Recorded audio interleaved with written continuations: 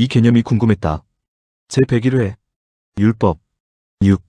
하나님께서 다양한 절기를 주신 이유. 하나님께서 율법을 주실 때 절기도 함께 주셨습니다. 그 내용이 출애굽기 23장 14절로 16절에 기록되어 있습니다. 이렇게 기록되어 있습니다.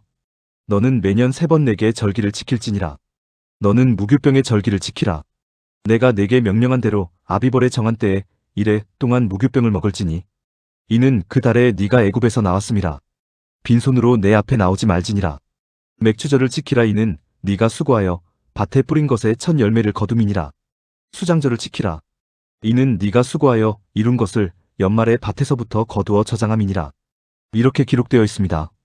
무교절은 애굽에서 나온 것을 기념하는 절기로 유월절이라고 불리기도 하고, 맥추절은 밭에 뿌린 것의 첫 열매를 거둔 것을 기념하는 절기로 칠칠절, 오순절이라고 불리기도 하고, 수장절은 연말에 곡식 거둔 것을 기념하는 절기로 초막절이라고 불리기도 합니다.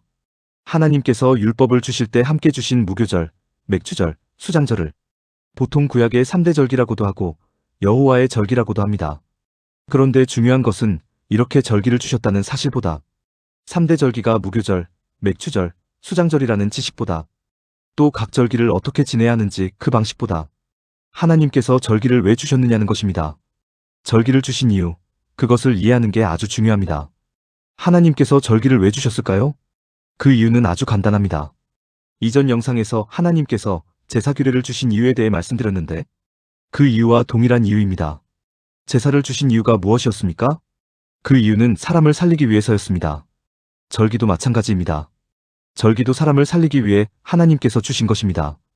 이 말이 무슨 의미인지 이해를 돕기 위해 무교절이라고도 불리는 유월절의 기원에 대해 말씀드리도록 하겠습니다. 유월절은 이스라엘 백성들이 출애굽하기 직전 애굽의 모든 장자가 죽음을 맞을 때 이스라엘의 장자들은 순양의 피를 문에 발라서 죽음을 피했던 사실에 그 기원을 두고 있습니다. 그래서 유월절을 히브리어로 페사흐라고 하는데 영어로 번역하면 패스오버로서 이것은 통과하다, 면제하다. 즉, 이스라엘 집은 통과하다, 이스라엘 장자는 면제하다라는 의미를 갖습니다. 이것을 기념해서 하나님께서 정하신 것이 바로 유월절입니다. 그런데 우리가 여기서 꼭 한 가지 생각해 보아야 하는 게 있습니다. 그것은 하나님께서 이스라엘의 장자만 살려주시기 위해 순양의 피를 문에 바르게 했겠느냐는 것입니다. 만약 애굽 사람이 이스라엘 사람들처럼 순양의 피를 문에 발랐다면 그 애굽 사람의 장자는 어떻게 되었을까요? 애굽 장자도 당연히 살아남습니다. 지금까지 하나님께서는 9가지 이적을 일으키셨습니다. 이적이 일어나기 전에 어떤 이적이 일어날 것인지를 모세를 통해 모든 사람에게 예고를 했고 그 예고대로 어김없이 이적이 일어났습니다. 이것을 놀랍고 신기하게 여긴 애굽 사람이 이스라엘 백성들이 순양의 피를 문에 바르는 것을 보고 혹시나 하는 마음에 자신들도 그렇게 따라했습니다. 그날 밤 애굽 사람의 장자는 살았을까요? 죽었을까요? 살아남습니다. 당연히 하나님께서 살리십니다. 그런데 지금까지 일어났던 9가지 이적은 다 우연에 불과하다고 생각하는 이스라엘 사람이 있었습니다. 그래서 남들이 다 순양의 피를 문에 바를 때 그 사람은 그런 쓸데없는 일을 왜 해? 왜 공연히 양 한 마리만 죽여? 이렇게 생각하며 순양의 피를 바르지 않았습니다. 여쭈어 보겠습니다. 그 사람의 장자는 살았을까요? 죽었을까요? 죽었습니다. 하나님께서는 모든 장자가 살아날 기회를 동일하게 주셨습니다. 왜냐하면 하나님의 목적은 사람을 죽이는 게 아니라 사람을 살리는 것이기 때문입니다. 하나님의 말씀대로 하면 사는 것이고 하나님의 말씀대로 하지 않으면 살지 못하는 것입니다. 바로 이것을 가르치고 알려주기 위해 유월절 절기를 주시는 것입니다. 하나님 말씀대로 하면 산다는 것을 가르치고 알려주기 위해 유월절 절기를 주시는 것입니다. 밭에 뿌린 것의 첫 열매를 거둔 것을 기념하는 맥추절도 연말에 곡식 거둔 것을 기념하는 수장절도 마찬가지입니다. 열매를 거두기 위해 당연히 사람의 수고가 들어갑니다. 그러나 사람의 수고에 앞서 열매가 맺힐 수 있도록 빛을 주시고 때에 따라 비를 주시는 하나님을 기억하라는 것입니다. 사람을 살리시는 하나님을 기억하라는 것입니다.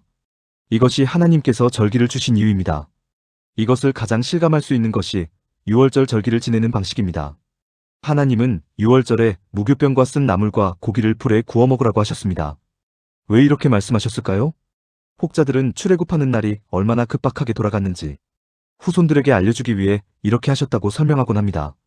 유월절에 무교병과 쓴 나물과 고기를 불에 구워 먹으면 자녀들이 당연히 물을 것입니다.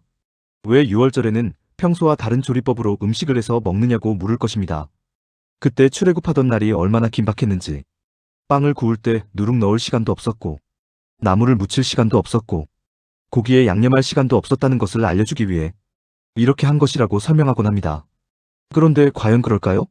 하나님께서 그런 의미로 무교병을 먹고 쓴 나물을 먹고 고기를 그냥 불에 구워 먹으라고 했을까요? 그렇지 않습니다. 무교병은 누룩이 들어가지 않은 빵입니다. 당연히 부풀지도 않은 빵으로서 맛도 없고 보기도 좋지 않습니다. 그런데 6월절에는 바로 이 무교병을 먹는 것입니다.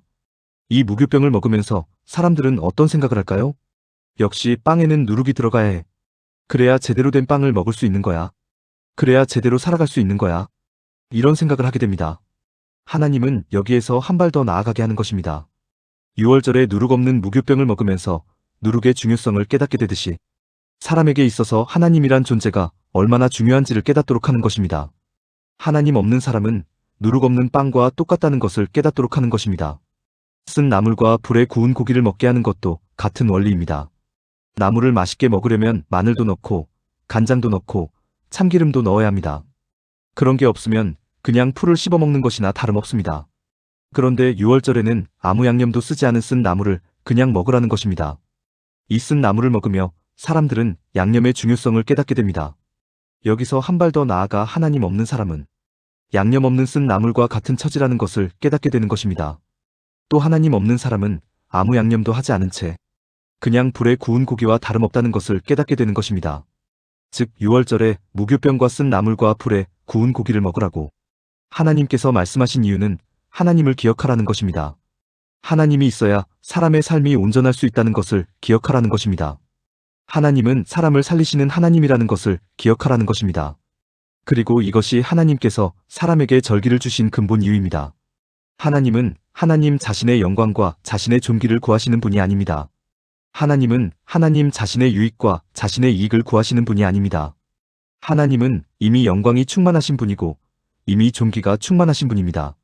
하나님은 천지 만물의 창조주이시며 소유자로서 더 이상 추구할 유익과 이익도 없습니다. 하나님의 관심은 오직 사람뿐입니다.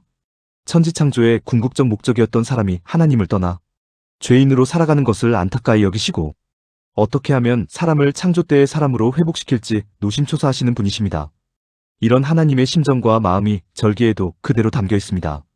오늘 내용에 공감하셨다면 구독과 좋아요, 알림 설정 부탁드립니다. 하나님의 말씀을 바르게 전하는데 큰 도움이 될 것입니다. 평등하고 공정하며 정의롭고 행복한 세상을 이루는데 큰 도움이 될 것입니다.